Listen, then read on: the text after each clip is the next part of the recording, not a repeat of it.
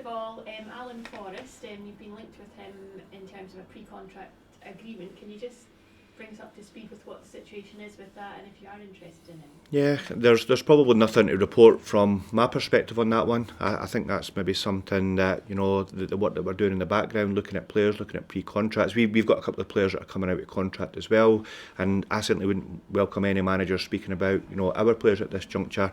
I'm certainly not going to comment on, that player in question. But also in the same token, we are getting to that point in the season where we are starting to look at our planning for next year, the work that Tony Ashgar and the recruitment team does. So naturally there's going to be a lot of names that are going to come up over the next period as we start to look at the kind of medium long to long term of the football club. And so he himself, is he a player that you have sort of looked at as a number of players? Obviously as a manager you'll be looking at players to bring in.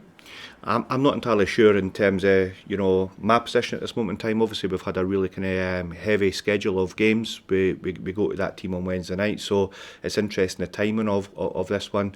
But yeah, the recruitment efforts are 24/7. You're constantly looking at players, considering options, looking at what the balance of the team is just now, what we want it to be in the future, and we want to make sure that we're proactive as possible. And I think that we've got the support network to do that within the football club. And I suppose it's balancing it out as well with your own players that you have here, who are coming to the ends of their deals as well, speaking to them and what their situation is going forward. Yeah, definitely. And I think at this stage, when players are out of contract, whether it's players of other clubs or our own, you want to be respectful to them. And the players that we have that are nearing the end of their contracts are in really good form just now. They're in a really good place in terms of their focus and their commitment to the football club. So again, in my position as the head coach, naturally, I just want to make sure that they're as prepared as possible to play at their full potential. And thankfully, the players in question in those situations are performing really well for us just now. And obviously you had the good result against Aberdeen at the weekend. How pleased were you with that result? Was presumably you'd like to get the 3 points, but were you happy when you sort of look back to get that point? It was probably kind of mixed feelings because I think the game plan that we wanted to implement, you've probably seen that unfolding exactly the way that we intended. In the first kind of 15 to 20 minutes, we managed to get a goal to the good. We seemed to be playing really good football. And then the disappointing thing for me and for the players is the fact that we then started to make some unforced errors, gave the ball away a few times, and then Aberdeen scored at a really kind of interesting time in the first half, and then the game probably descended into something that we didn't want it to. Therefore, it became a bit of a battle. We took the point away. It's obviously a very tough venue and a tough team, to take points from. But I think it keeps the unbeaten run going. It keeps us, at the top end of the league, and it sets us up for a really big match on Wednesday. And as you say, the unbeaten run, 6 games unbeaten. But how important is it now, do you feel, to get the victory that could kind of maybe separate the teams out a wee bit, because obviously there's a number of teams on very similar points? Yeah, definitely, and I think you've seen that the week that we drew against Dundee and St Johnstone. Once we actually got the 3 points against Motherwell, it catapulted us up, to the top end of the league. So the points at this stage of the season are absolutely welcome, but if you can turn those points into 3 points for sure, then you really can start to put a little bit of daylight between yourself and the chasing 5 or 6 teams that are in behind you, and it's really great for the league to have such a tightly condensed league, because there's so many different kind of stories kind of playing out on a week to week basis just now. And what are you expecting from Livingston, because obviously they had a great result against Dundee at the weekend? Yeah, a team in brilliant form. If you actually look at the 6-match form guide, they're sitting second. So the stats tell you that they're the second most informed team in the league. So as always, a team that get our full respect. They're in really good form. It's obviously known to be a really tricky venue. I thought that we actually played reasonably well when we were there, just before the turn of the year. And again, we'll be going there to target 3 points, totally respectful of the opponent. But again, I think for us, the objective has to be 3 points, really cement ourselves at the top end of the league and keep building the momentum that we've got just now. Okay, thank you. Thanks. Tam, you mentioned the game against Aberdeen becoming a bit of a battle. Do you anticipate maybe more of the same against Livingston? Might you have to kind of, to quote that phrase, mix a bit of steel with the silk?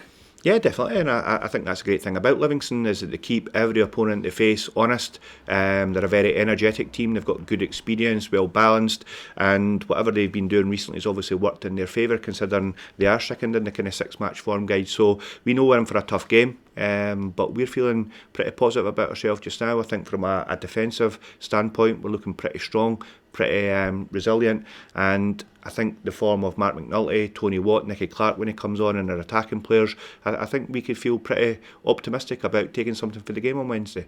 Yeah, talking about the front pairings, how important is it to have that versatility? You can go with a 2, you can go with a 3, and they seem equally comfortable, don't they? Yeah, we've had to be really adaptable this year. We've used different formations. I think for the first 2/3 of the season we were pretty strong in the 4-3-3, and then through injuries and a few different challenges, players leaving the club actually, we've had to adapt, and I think we've adapted pretty well, to be fair. And there's a lot of good form within the squad just now. There's a lot of players that are kind of focused, that have been over the course before, and that gives me a lot of confidence that we will have a more than a fighting chance of actually picking something up on Wednesday night. And just on the subject of Mark McNulty, great to see him get off the mark on Saturday. Hopefully that's a bit of a weight lifted off his shoulders, and he can go on a real run now. Yeah, it's been coming for Mark McNulty, to be fair, and I think Mark's challenge has actually probably been handling the effects of the long-term injury, the first of his career. And I think when he came back, he was putting too much pressure on himself. He's a striker, he wants to score goals, he wants to feel like he's the same player that he was before the injury. But that gradual process and that commitment to sticking with it has really stood him in good stead. And I think over the last 2 or 3 games, you're seeing him get better and better. So looking forward to seeing him on Wednesday night. Great, thank you. Since the start of the season starting up again this year, there's been quite a bit of different personnel had to be used in the defence because of injury and other things. It must be positive for you to look at that and think, well, this is where our good runs come, and we've had to utilise all these different players.